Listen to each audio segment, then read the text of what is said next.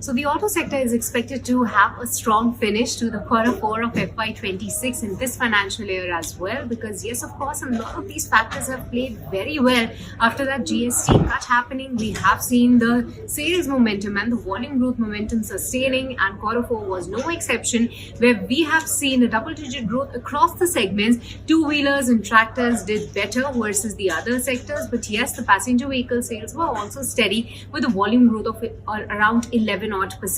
But just factoring in all of that into the numbers, we are expecting a good jump in the sales number. The overall top line is expected to see a growth of 19 to 20%, and similar sort of a growth is expected in the EBITDA number as well. But the profit growth could be actually around 13 to 14% this time around, and margins will be the key to watch out for, because do remember that quarter four was one of those times where we have seen the inflation, the raw material basket inflation inching higher.